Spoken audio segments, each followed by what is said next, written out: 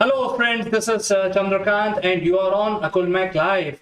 Today's matter that we want to discuss is about the voice recognition software, and there are a lot of development happening around this area. A lot of people have started using text-to-speech software, which are freely available. Some are paid, and the biggest news as of today is Amazon now launching a big, large screen TV which will be Alexa controlled, which means it will be voice controlled. And this is basically changing the paradigm shift in the way we use our PCs. To discuss this matter, I will be joined by a very eminent personality from UK, Mr. Neville Gund. So without wasting any further moment, let's welcome him.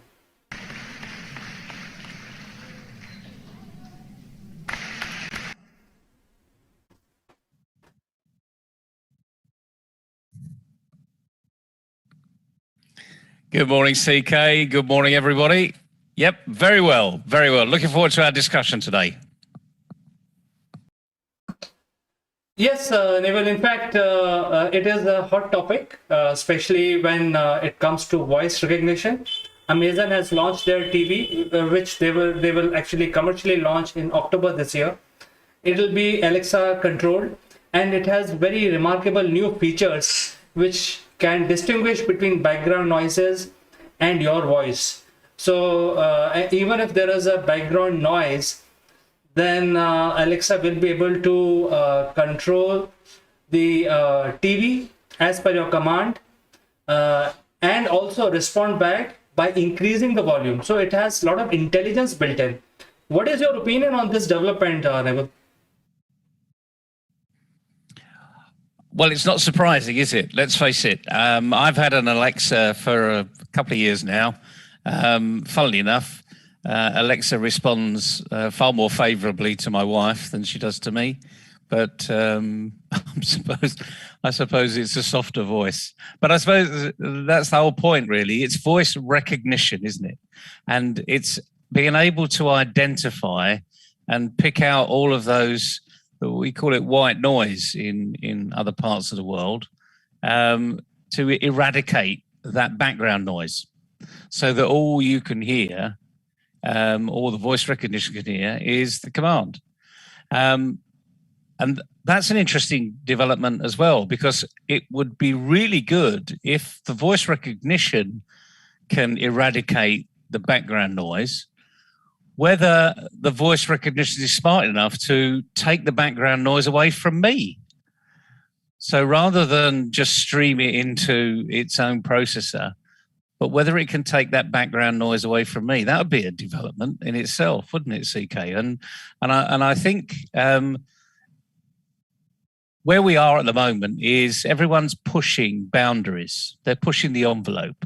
So it's not surprising to me that Amazon is entering this arena. The Amazon Prime has had its own, effectively, TV show for some time. It's been doing their own programs. It's very big in the UK. I wouldn't say it's as big as Netflix, but it's certainly pushing the Netflix arena. And Netflix has shown that there are opportunities out there that need to be explored. And although the Netflix model is pretty well established, and I know people don't talk about TV binging anymore, they talk about Netflix binging. So that it's become an everyday name, a bit like cornflakes when I was a kid. If you remember those cornflakes adverts, CK? Well, you rightly pointed out, Neville. In fact, I don't have a cable TV at home. All my three TVs are connected to internet, and we are hooked on to various OTT platforms. There is no need to subscribe to any channel nowadays. And the environment has totally changed. But bringing the voice recognition is something great. And in fact, there is a comment from a viewer. Her name is Suman, and she is actually watching our program on YouTube, and she says this is awesome news. Your opinion on this, Neville? Well, it is awesome news, and thanks for your comment. I mean, it's just a natural progression to me. Being, I was born into technology back in the late 50s, and I've just lived with change after change after change and embraced everything of it. But you're right, CK, you don't need to subscribe these days to anything. You just plug in an app, plug in your antenna, and all of a sudden, all of these free shows are available. And I think that's going to be the way to go. All of this... I mean, I have Virgin cable tied into the house, but it's getting close to the point where that cable is not giving me much of an advantage. I mean, my son has Sky Mobile, and frankly, the capability that they're getting on a mobile basis, and that's no cable, that's just almost a satellite dish and a plug-in.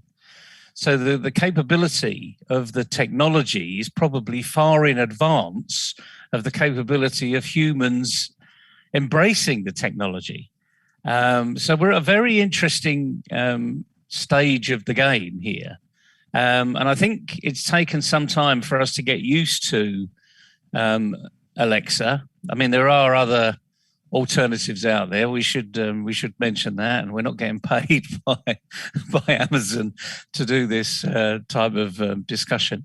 But I think as most humans, it takes time to talk to someone in the ether and get a response.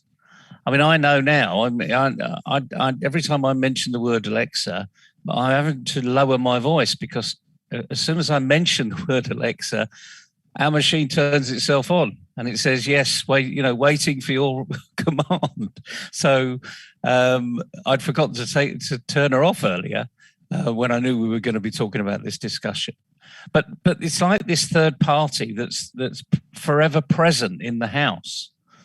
And of course, a lot of people out there are saying, oh, they're capturing all your information and they're streaming it to some, supercomputer in the cloud, and they're spying on you. We don't need to have James Bond anymore. They've always got the spies in the sky. Well, maybe they have, but I actually don't think they do have. I could be proved wrong. I mean, who knows these days? It's a little box. I mean, it's a beautiful little purple box that we have, and I could take it apart, but number one, it will undermine the guarantee. So I'm not going to look at that. And maybe there is a little device in there that's sending signals somewhere, but I really do doubt it. These are reputable companies out there. So I'm not in the conspiracy theory arena here. But yeah, I think where we are is technology is far more advanced than we humans. And I'm not saying, obviously a human has had to develop the technology, but generally we are people that typically resist change. And if we're lulled into it, if we slip into it over time, then we'll accept it even more. And I think that's where we are. I think we're in a position now where voice recognition of Alexa and the like has been around for 4 or 5 years. And we're now at the point where we're ready for the next step. So my expectation, CK, is that Amazon, along with all the other companies out there, have had this in the pipeline for some considerable time. It's just a matter of when we're ready for it. And it's as simple as that, really, in my view. I think technology is far more advanced than we currently believe it is. So do you think we're ready for it now, CK? Is now the time? Well, Neville, in fact, good you asked me this question, because I wanted to move away from Amazon, and since we are not doing any free promotion for Amazon, actually the whole idea is to find out what is going on in the tech world. And one of the things that is happening is voice recognition, and these softwares like SpeechFlow, and there are so many others which are available now. There are some paid softwares and there are some unpaid. In fact, you can type in your text and it will convert into speech which is human-like. It is no longer that computer generated. It can then convert your text into human-like voice. You can also select the accent. You can also select the type of English or what language it will speak. So it has come to the level of where you don't even have to speak. For example, we are talking right now, and suppose if we are making a video, we can actually, there's no need to talk. You can just type in a text and the software will convert it into speech. The only drawback that I see right now is that whichever program you see, for example, if there are two guys who have used this technology, the voice will be very similar. So you don't know. I mean, I always try and find out who's the narrator of the story, because it sounds very similar voice. So I think we are ready definitely to answer your question. But what do you feel? I mean, are we losing the personal touch? Because most of these creators are now using these freebies, text-to-speech software, and even the speech, if you're not confident, you can just type in, and the software will create all these nuances of pause and create that, the voice narration, etc., which are best for your audience, etc. But do you think, are we losing the quality that we have right now? It's a really good question, and I'm actually going to flip it for the moment, because for some time I've been looking for a speech to text capability, because in what I do, well, I do a lot of videos, and it would be good to have a transcript of the video. So I know there's lots of software out there, but that's what I'd be looking at. Are we? I'm still going to come back to this question of, are we ready? And I'm not too sure we are, just because of just what you said. We are potentially losing the capability, but gaining a different capability. So for instance, I've seen something recently where Shakespeare is allegedly narrating his own plays. So he's directing those plays to you. You can actually listen to what Shakespeare would have sounded like. The interesting thing is, as no one is alive to say that's right or wrong, who's going to tell me that that's exactly how the bard spoke? I mean, I think unless it's currently live, I mean, we're in a different arena now, so that we can watch newsreels of, the 1920s, 30s maybe, and we can actually see how people spoke. I mean, even the speaking movie, the black and white minstrels, being that, one of the first musicals that was out there. We believe that is what was really being done, because we didn't have all this, technology around it to dampen it down and move it up and increase the bass and decrease the treble and what have you. So we saw it in real life. But I'm open, I think. Is it real? Is it not? I mean, we already know that the airbrushing goes on in some of these, men, female and male magazines. We know it's been going on for years. Is it right? Is it wrong? Well, it portrays a certain persona whereby young people think that the small blemish on their face is not very nice, and they will do everything to get rid of that blemish. I hope we don't go the same way in this voice arena to get rid of the tone, the accent, because accents and dialects are what make you you, and you're unique. So whereas in one extreme you get the Stephen Hawking approach of this world, is the machine is helping him speak. And I now have seen, in fact, there was a competition last year where someone who couldn't speak wanted to have his voice in what he remembered his voice to be. So you can actually go and choose your makeover voice, which is great. But I don't know. When I go to the theatre, I like to see what the people are saying to me. I wouldn't like to think that they're miming it and just picking any particular dialect out there. Otherwise, what's the point in going to the theatre? So I think it's a horses for courses. It did make me laugh when we were going to be deciding about voice recognition software today. Just like many people, I've got a sat nav, and one of the it's a very English speaking sat nav, apart from when you've made a mistake, and it says take a U-turn where passable. and a Brit would say possible. So clearly the voice recognition piece of that particular part of the software has gone wrong. But passable has become a nice little passable phrase in this household. So I don't know. I mean, we are in the new world. So I would hate to think that if I open my mouth, you'd hear Marilyn Monroe or something else, frankly. Well, Neville, in fact, all these capabilities we have right now, by adjusting the little knobs in my console, I can actually become a woman voice or a man voice.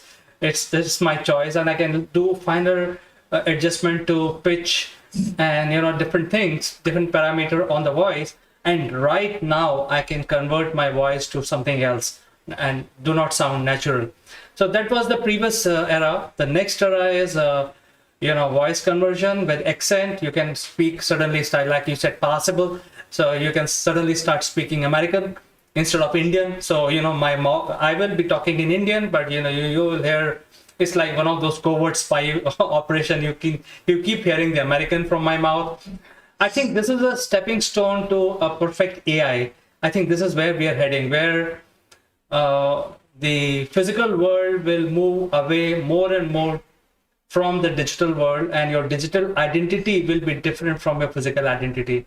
I think that what they show in some of these games, where you take the character and then you start playing as that character.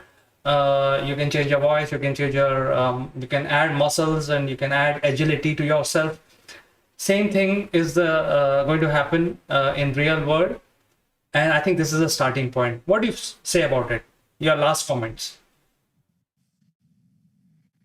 Well, you're absolutely right. It is a starting point, and it's almost this stepping into the digital world, which means it's not really me. It's the digital version of what I would like me to be. And let's face it, we've had lots of call centers around the world that have been taught in certain dialects.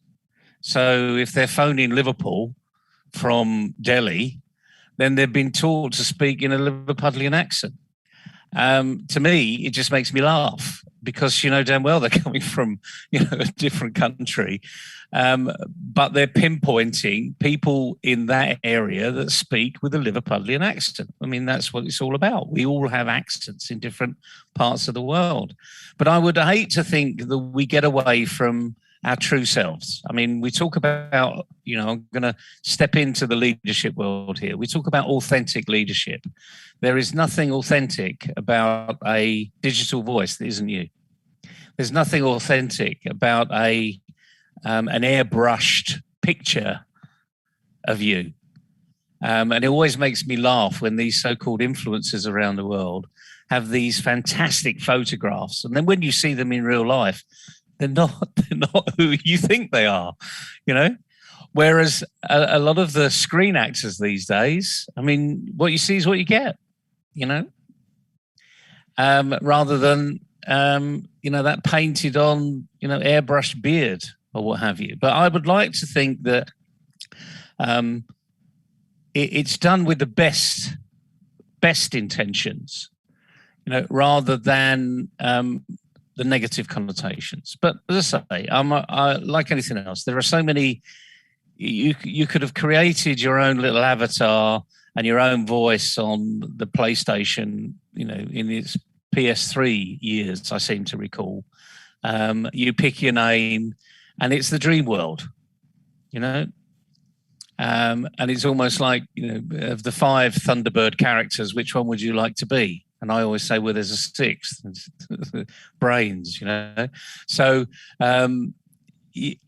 living in an unreal world is, I think, very dangerous, frankly. I think that's where we need to start to look at this from an ethical point of view.